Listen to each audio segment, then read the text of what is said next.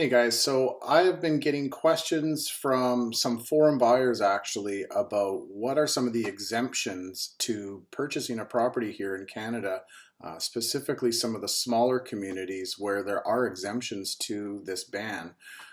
So what are the loopholes? Now, I'm just going to start up this video off with a disclaimer. I am not a lawyer.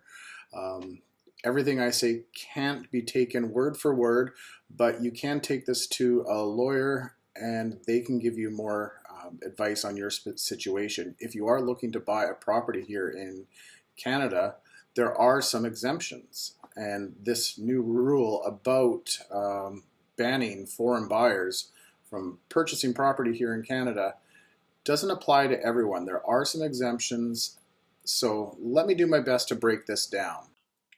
Okay, so let's just start off with in January of 2023, the Government of Canada passed a new law to help make homes more affordable for people living in Canada. So this was more for Canadians, but they passed on this act that prohibits the purchase of residential properties by non-Canadians.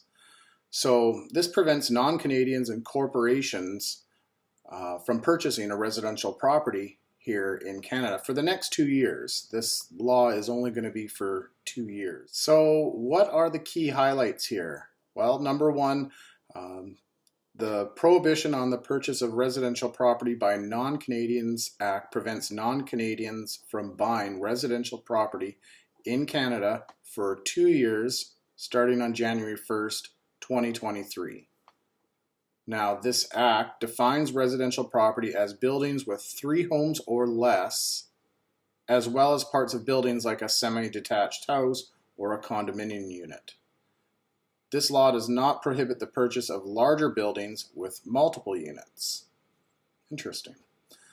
The act has a $10,000 fine for any non-Canadian or anyone knowingly assists a non-Canadian and is convicted of violating the act. If a court finds that a non-Canadian has done this, they may order the house for sale. So also note that this does not apply for Canadians who are looking to rent. So what are the exemptions to this? Everyone wants to know what the exemptions are. So the regulations include an exemption for any residential property found outside of a census metropolitan area or census agglomeration as identified in Statistics Canada's standard geographical classification in 2021.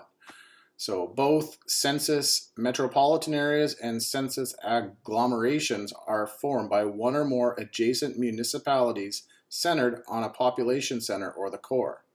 So a census metropolitan area must have a total population of at least 100,000, of which 50,000 or more must live in the core, and a census agglomeration must have a core population of at least 10,000.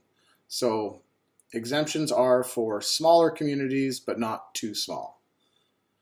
Whether a residential property is located within a census metropolitan area or a census agglomeration, it can be determined by accessing the standard geographical classification reference maps, and I've inserted a link of that in this video.